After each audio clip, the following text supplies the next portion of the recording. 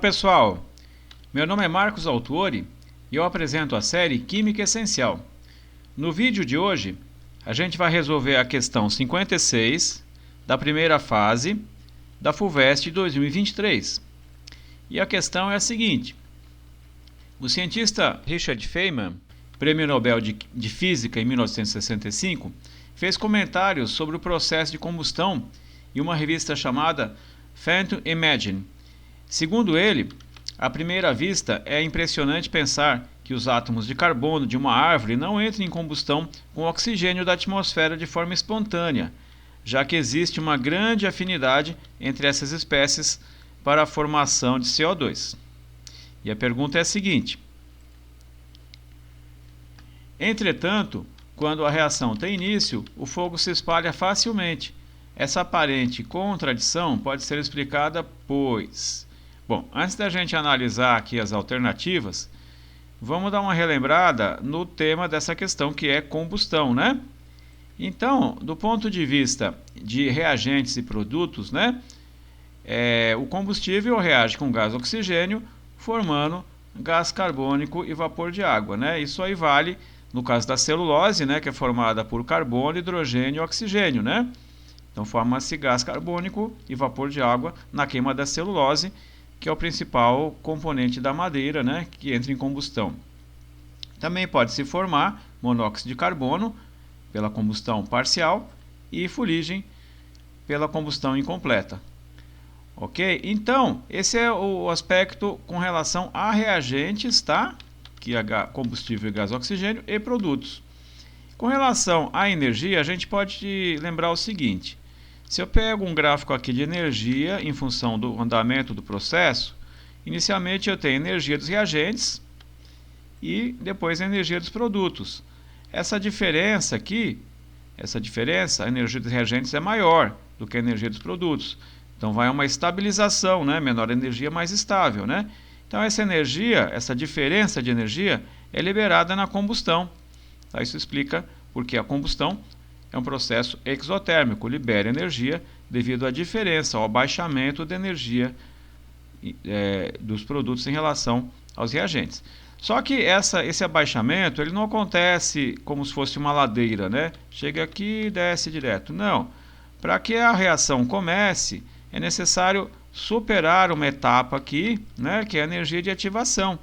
Tá? Existe uma energia a mais que precisa ser adicionada no início da reação para que a reação se desenvolva, né? Então agora vamos ver, relembrando, né, esses aspectos da combustão com relação às reagentes e produtos, né, as substâncias que reagem e que se formam, e a energia. Vamos ver as alternativas. Bom, a primeira alternativa: a reação depende de um processo que concentre o carbono para ocorrer. Bom, pessoal, essa é uma alternativa para dispersar a atenção, porque é absurda, né? Na madeira, o carbono, né, da célula já está suficientemente concentrado para que a reação ocorra. Quando você pega uma lenha e ativa ela e põe ela para queimar, você não está concentrando o carbono, é outra coisa. Então, vamos descartar isso aí.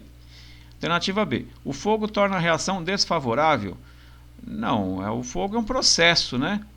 O fogo é um processo que se desenvolve, uma vez iniciado, ele se propaga, né?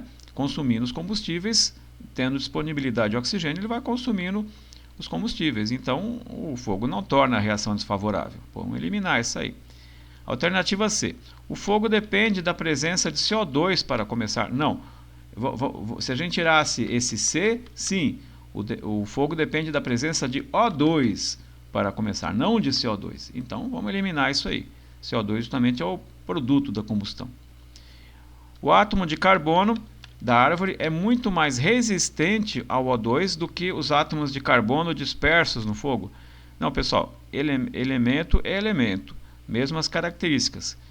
Isso é outra questão para dispersar, né? Para quem estuda química sabe que os elementos químicos têm as mesmas propriedades, né, independentemente se está se combinando no átomo de uma árvore ou no fogo. Isso não faz o menor sentido. É outra questão. Então, olha, por eliminação, né, a outra questão é o que está aqui, né, na alternativa E, né, que na verdade a reação precisa de uma energia de ativação para começar, né? Então o átomo de carbono dentro da árvore, ele não tem essa energia necessária, né? Agora, quando você inicia a reação, né, quando você aquece, né, o sistema, você fornece mais energia, né, aí a reação começa a se propagar, né? Então é energia de ativação, como a gente viu no gráfico aí no slide anterior. Só antes de finalizar, né, se você está gostando aí da maneira com que o vídeo é apresentado, gostou da resolução, então por favor dê um like aí para ajudar, e agradeço muito. Só mais um detalhe aqui, com relação a por que às vezes o fogo se propaga, às vezes não, tem a ver com a energia de ativação, mas no caso prático assim, de uma floresta, tem a ver com o grau de... se a floresta está muito seca, então se propaga o incêndio, né? Então, por exemplo, um pasto, né, com capim seco, ele queima facilmente. Se a floresta ao lado do pasto ela estiver úmida, então o fogo não vai passar para a floresta. Agora, numa fase em que essa floresta está seca, aí devido à diminuição da quantidade de água, né, aí sim o fogo se propaga. Então, essa questão ela é bem genérica, né, com relação à questão de não entrar em combustão espontânea, mas no caso de uma floresta muito seca, né, às vezes fatores naturais fazem com que a floresta espontaneamente comece a combustão. Então sim, o oxigênio quer muito reagir com o carbono lá, só precisa de uma pequena energia de ativação. E esse processo para que o fogo se desenvolva depende também do grau de hidratação que está essa matéria vegetal. Só é um comentário a mais aí que tem a ver com a realidade aqui do nosso país, de outros lugares que são alvos aí de queimadas, né? Então, nesse caso é a alternativa E mesmo, né? Questão resolvida. Esse assunto aí sobre energia de ativação, ele está incluído na parte de cinética química. Quem quiser saber mais, assista ao meu canal e bons estudos para vocês. Até mais!